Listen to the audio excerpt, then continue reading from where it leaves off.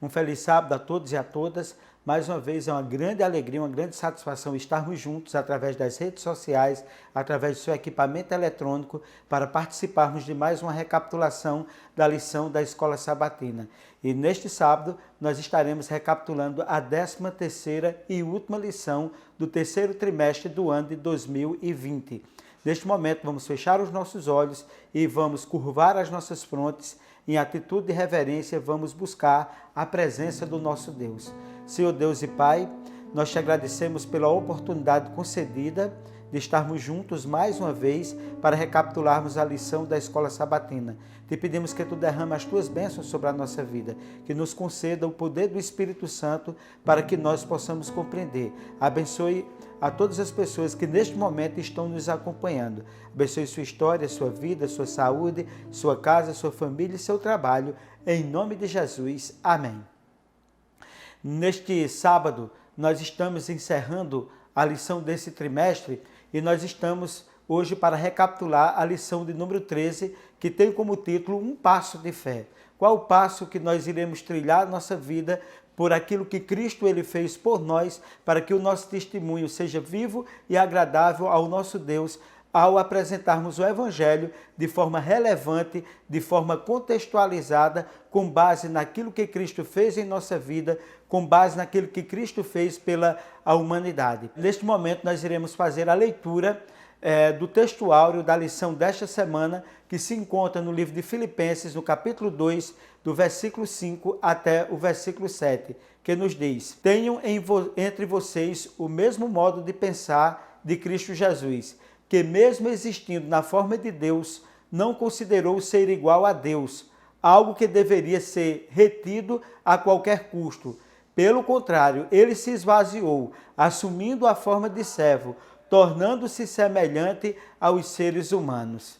Que coisa maravilhosa! O exemplo de Jesus Cristo deve ser o meu e o seu exemplo. Jesus, o Rei dos Reis, o Senhor dos Senhores, Criador dos céus e da terra, aquele que no início estava com Deus, com o Espírito Santo, gerando toda o nosso universo, gerando o planeta Terra, fazendo as obras da criação, criando o ser humano, ele que tem todo o poder, toda a autoridade sobre ele. Esse Cristo, ele desceu a essa terra, veio até nós, viveu entre os seres humanos, para que assim nos desse exemplos, para que assim nós pudéssemos ressignificar a nossa vida, ressignificar a nossa história, ressignificar a nossa existência. E o sacrifício, meus queridos, que Jesus fez pela nossa salvação foi incalculável. Jesus ele não mediu preço. Como nós falamos anteriormente, ele fez tudo que estava ao alcance dele, vindo até este mundo, se tornando homem, se tornando igual ao ser humano, participando das mesmas coisas do ser humano, tornando-se humano, para que assim fosse possível que nós pudéssemos, através dele, recebermos um exemplo, para que esse exemplo nós pudéssemos traduzir em nossa vida como exemplo, para que assim as pessoas pudessem também serem abençoadas pela nossa vida, pelo nosso testemunho, ao saberem que Cristo vive em nossa vida, que nós o aceitamos como nosso Salvador, como nosso Redentor, como nosso Criador. E veja essa frase como é maravilhosa, é importante e significativa. Obedecer à sua orientação, aceitar o seu comando e nos unirmos a ele para alcançarmos as pessoas perdidas, isso exige sacrifício da parte de todo ser humano. E nesse contexto, nós precisamos entender que Jesus Cristo, ele se humanizou, ele se tornou humano para estar neste mundo. Ele, quando veio a esse mundo, quando Jesus Cristo, ele assumiu a forma humana, ele não foi aceito de início pelas pessoas. Jesus Cristo ele foi rejeitado durante toda a sua vida, durante o seu ministério. Muitas pessoas não o compreenderam, mas coube a Jesus Cristo, através do seu testemunho, da sua história, da sua vida, chamar algumas pessoas, os discípulos e outras pessoas, para que essas pessoas fossem preparadas, treinadas, para alcançarem um testemunho também, para que assim a mensagem de Cristo fosse disseminada neste mundo escuro de erro, pecado e morte.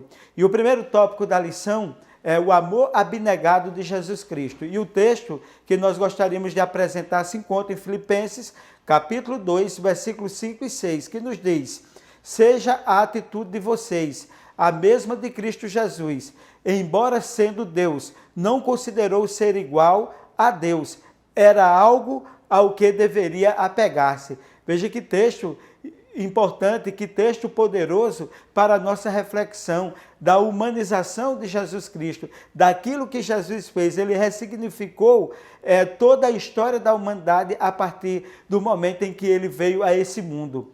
E Paulo, através desse texto, nos encoraja a ter o mesmo modo de pensar que Jesus Cristo ele teve, para que assim nós possamos nos desprender do nosso orgulho, da nossa vaidade, da nossa forma, muitas vezes, pecaminosa de existir. Alguns autores chamam essa passagem do capítulo 2 do livro de Filipenses, a canção de Cristo, porque fala exatamente daquilo que Cristo representou.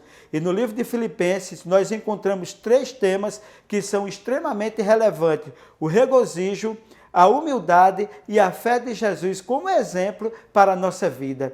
E eu e você devemos ter isso na nossa vida, no nosso coração, porque assim foi o nosso Criador, assim foi o nosso Salvador, não deve ser diferente também da nossa parte. Vamos à primeira pergunta: qual a essência do pensamento de Cristo e o padrão que governava a sua vida?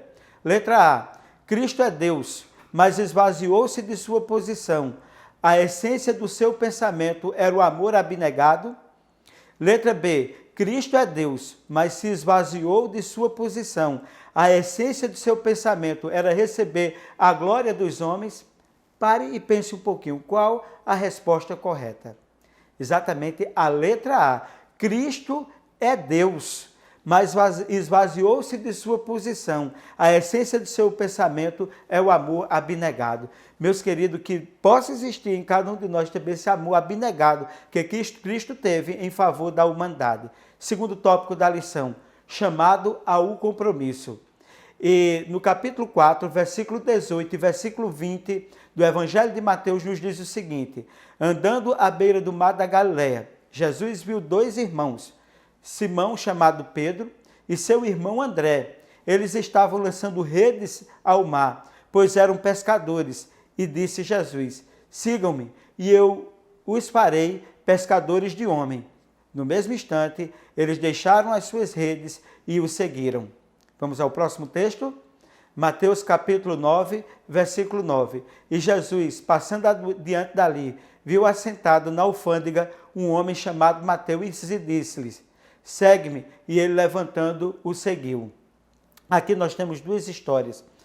Pedro e André estavam ali, pescando, e Jesus ele passou ali no mar e chamou eles e disse: vocês agora não serão mais pescadores de peixe, vocês serão pescadores de homens. E aqueles homens, eles se tornaram instrumento nas mãos de Deus para que, através do testemunho deles, alcançassem outras pessoas. Da mesma sorte, Jesus foi passando em uma alfândega e tinha um homem cobrando impostos, chamado Levi Mateus. Jesus olhou para ele e disse: segue-me. Essa palavra segue-me, que Jesus disse para Pedro, que disse agora também para Mateus, é a mesma palavra que ele se direciona a mim e a você, para que nós possamos deixar nosso mundo de pecado, nossa arrogância, nossa prepotência, nossa falta de humildade, para que nós possamos segui-lo, para que nós sejamos instrumento nas mãos dele, para que nós possamos abençoar a vida das pessoas através do testemunho que nós alcançamos através do Evangelho. E todos nós já sabemos que o Evangelho é as boas novas da salvação. No fundo do nosso coração, todo ser humano deseja algo mais na vida. Queremos viver por algo que vale a pena, um propósito superior, um propósito mais nobre. Por isso Cristo nos chama a segui-lo. E Cristo quer ressignificar a nossa vida, os nossos sonhos, a nossa história. Ele chamou a Pedro, ele chamou também a Mateus, está chamando a mim e a você. E a mensagem dele para mim e para você é: segue-me. Vamos à segunda pergunta. Qual a palavra utilizada por Cristo para o chamado de Pedro e de Mateus? Letra A, segue-me. Letra B, desistam. Qual foi o chamado de Jesus? Qual a resposta correta? Exatamente a letra A, segue-me. Vamos a um ponto que é importante na lição, o terceiro tópico da lição, Paulo, o instrumento escolhido por Deus. Vamos ao texto? Antes de nós apresentarmos o texto, é importante nós apresentarmos que o apóstolo Paulo, ele foi um dos personagens mais importantes da Bíblia Sagrada. Ele foi usado por Deus e através do ministério dele, que foi um ministério no qual Paulo, ele, quando se converteu ao Evangelho, ele escreveu 14 epístolas. Alguns autores dizem que foram 13 epístolas, porque não atribuem a ele a epístola dos Hebreus, mas a maioria dos teólogos entendem Paulo como aquele que escreveu a epístola aos Hebreus. Vamos agora ao texto que trata sobre a conversão do apóstolo Paulo, que se encontra no livro de Atos dos Apóstolos, capítulo 9, versículo 3 até o versículo 6. Em sua viagem, quando se aproximava de Damasco, de repente brilhou ao seu redor uma luz vinda do céu. Ele caiu por terra e ouviu uma voz que lhe dizia: Saulo, Saulo, por que você me persegue? Saulo perguntou: quem és tu, Senhor? Ele respondeu: eu sou Jesus Cristo, a quem você persegue. Levante-se, entre na cidade. Alguém lhe dirá o que você deve fazer. Jesus escolheu candidatos improváveis para testemunhar do seu nome nesse mundo escuro de erro, pecado e morte. Pense nos endemoniados, a mulher samaritana, a prostituta, o coletor de impostos, os pecadores. E agora ele chama um feroz perseguidor, um homem forte, um homem que era inimigo do cristianismo, um homem que queria matar os cristãos que passassem no caminho dele. E aquele homem, ele acima de tudo, o apóstolo Paulo, quando ele era Saulo, ele quem coordenou também esteve ativo ali no apedrejamento de Estevão. E ele saiu com uma fúria muito grande para a cidade de Damasco, onde ali ele perseguiria cristãos. E a sorte dos cristãos que cairia nas mãos de Saulo, ninguém sabe qual seria, porque ele estava disposto a tudo. Assim como foi o martírio de Estevão, outros também seriam martirizados. Mas ele, na estrada de Damasco, ele teve um encontro com Jesus Cristo, ele teve um encontro com a vida, e aquele encontro de Jesus transformou a vida de Paulo. Paulo agora foi um instrumento nas mãos de Deus para ajudar a libertar as pessoas. Paulo se tornou o maior apóstolo de Jesus Cristo. E praticamente em todas as epístolas de Paulo, Paulo diz: eu, Paulo, apóstolo não da parte de homens, mas da parte de nosso Senhor Jesus Cristo. Ele tinha certeza, ele tinha convicção que o chamado dele foi de Deus, veio de Deus, diretamente de Deus, quando ele teve aquele encontro maravilhoso que mudou a história dele e, consequentemente, através dele também, o cristianismo teve uma outra etapa, teve um outro significado, porque Paulo ele se tornou o apóstolo dos gentios. Ele quebrou barreiras, quebrou preconceitos, ele foi um homem usado por Deus para fazer um grande ministério através de suas viagens, através de suas epístolas, através de seus conselhos, através de todo o trabalho que ele realizou, que ele ministrou. Ele foi sim um dos maiores apóstolos e um dos maiores escritores da Bíblia e do Novo Testamento. Vamos agora à terceira pergunta. O que a Bíblia Sagrada revela sobre o propósito de Jesus para a vida do apóstolo Paulo? Letra A. Jesus lhe apareceu no caminho para Damasco e o conduziu para uma missão. Letra B. Cristo ordenou a Paulo que matasse os perseguidores dos cristãos. Qual a resposta correta? Exatamente a letra A. Jesus apareceu a Paulo no caminho de Damasco e o conduziu para uma missão que foi uma missão extraordinária, se transformando num dos maiores apóstolos do Senhor Jesus Cristo. Vamos agora ao quarto tópico da lição, a exigência do amor. Tem um hino que diz assim: o amor supera o ódio através do seu poder. Tornou a dizer-lhe segunda vez: Simão, Simão, de Jonas, filho de Jonas, amas-me? Disse-lhe: sim, Senhor, tu sabes que eu te amo. Disse-lhe: apacenta minhas ovelhas. Disse-lhe terceira vez: Simão, filho de Jonas, amas-me? Simão entristeceu-se, por ter lhe dito terceira vez: amas-me? E disse-lhe: Senhor, tu sabes tudo, tu sabes que eu te amo. Disse-lhe Jesus: apacenta as minhas ovelhas.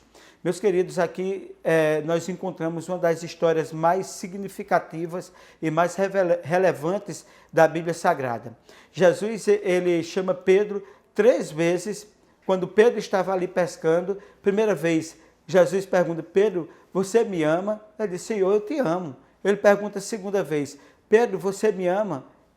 E Pedro diz: Senhor, eu te amo. E Jesus vai e pergunta a terceira vez: Pedro, você me ama? E o que foi que Pedro disse agora? Senhor, tu sabes tudo. Quando nós vamos até o que nós chamamos as línguas originais da Bíblia, o Antigo Testamento é escrito em hebraico, o Novo Testamento em grego. A palavra amor no grego significa como ágape e filho. O que é que isso importa na compreensão desse texto? Quando Jesus Cristo ele chama Pedro, vocês sabem que Pedro negou a Jesus 3 vezes. E quando Pedro negou a Jesus, Jesus olhou para Pedro, o galo cantou e a Bíblia diz que Pedro ele chorou amargamente. E nesse momento, quando Jesus pergunta a Pedro: Pedro, você me ama? Pedro, quando ele fala: Senhor, eu te amo, Pedro ele fala no amor filho, no amor amigo, no amor fraternal. Mas não era isso que Jesus queria saber de Pedro, porque Jesus sabia que Pedro já o amava de forma fraternal, de forma carinhosa, de forma amiga. Mas o que Jesus ele queria é que Pedro fosse além do amor filho. Ele desejava que Pedro ele entendesse o amor ágape. O que é o amor ágape? O amor ágape é a maneira superior de amar. É o amor que Deus ele tem por nós. O amor de Cristo nos constrange. E quando nós recebemos a Cristo em nossa vida, não temos o amor filho, que é aquele amor que nós amamos apenas as pessoas que são nossos amigos, que são as pessoas do nosso ciclo de amizade. Ele queria que ele compreendesse o amor ágape, que é a maneira superior de amar, aquele amor que é capaz de vencer as barreiras, quebrar os preconceitos, de perdoar os pecadores, de perdoar os ofensores. E meus queridos, quando Pedro diz a primeira e a segunda vez, Pedro se refere ao amor filho, mas é agora da terceira vez quando ele diz: Senhor, tu sabes tudo, tu sabes que eu te amo.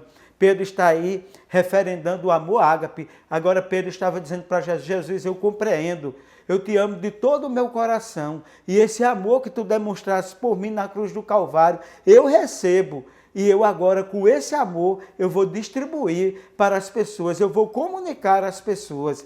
E é exatamente isso que Cristo quer fazer em nossa vida, que nós compreendamos não só o amor filho, porque ele já é natural, você gostar de quem gosta de você, mas o amor ágape, ele supera, porque o amor verdadeiro, o amor supremo, o amor de Cristo, o amor ágape, tem que constranger o nosso coração, porque o amor supera o ódio através do seu poder. Que o amor ágape alcance o meu e o seu coração. Vamos agora à quarta pergunta. O que Jesus mandou Pedro fazer? Letra A, apacentar suas ovelhas. Letra B, desistir de caminhar com Jesus. Com a resposta correta, exatamente a letra A, apacentar as ovelhas. Porque Pedro compreendeu o amor ágape. Agora ele teria condições de cuidar das outras pessoas, como Jesus cuidou dele, cuidou da salvação dele. Vamos agora ao quinto e último tópico, o compromisso de amor. Vamos ao texto. Continuando na reflexão sobre a vida de Pedro, no capítulo 21, versículo 18 e 19, nos diz o seguinte: na verdade te digo que, quando eras mais moço, te cingias a ti mesmo e andavas por onde querias, mas quando já fores velhos, estenderás as tuas mãos, e outro te cingirá e te levará para onde tu não queiras. E disse isto, significando com que morte havia ele de glorificar a Deus. E dito isto, disse-lhes: segue-me. Mais uma vez, Jesus ele se dirige a Pedro, depois de confirmar o amor ágape de Pedro, depois de conceder a responsabilidade a Pedro de conduzir as ovelhas, de conduzir o povo, de amar o povo, de testemunhar o povo. Deus estava proferindo uma profecia em relação a Pedro, do que aconteceria com Pedro. O ministério dele seria um ministério relevante, mas seria um ministério tão relevante que Jesus antecipava como seria a morte de Pedro.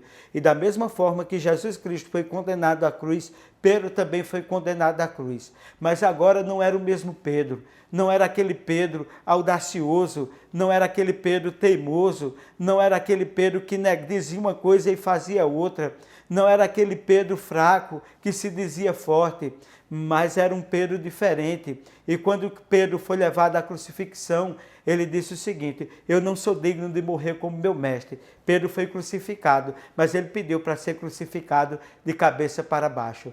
E meus queridos, Jesus falou a Pedro o custo do discipulado. Ele desejava que Pedro soubesse que ele enfrentaria caso aceitasse o convite de apacentar as ovelhas. Pedro aceitou e o ministério de Pedro se tornou um exemplo para todos nós. Vamos à última pergunta agora. O que Jesus disse a Pedro sobre o custo do discipulado? Porque ele revelou algo tão assustador. Letra A. Ele precisaria realizar penitências para merecer o perdão e uma nova chance. Letra B. Que Pedro seria martirizado por amor de Cristo. Qual é a resposta correta?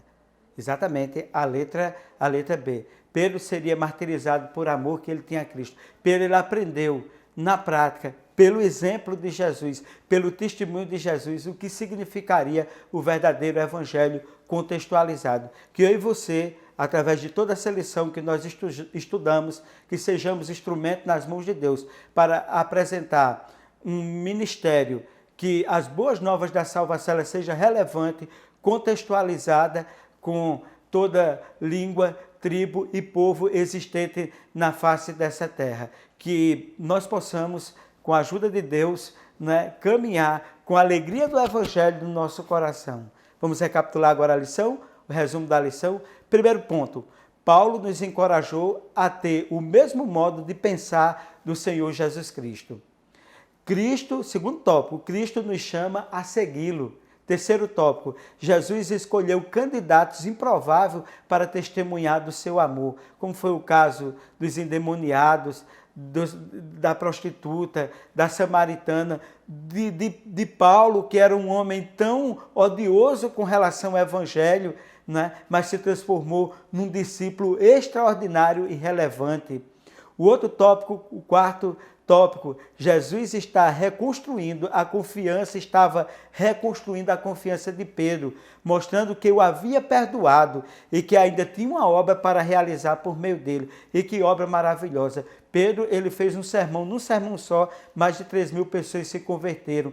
Pedro foi um discípulo, depois do encontro que ele teve com Jesus, que quebrou as barreiras do preconceito. Ele foi um instrumento nas mãos de Deus e foi, de fato, um dos discípulos mais relevantes do ministério que Jesus Cristo, ele indicou, que Jesus Cristo pronunciou para os seus discípulos.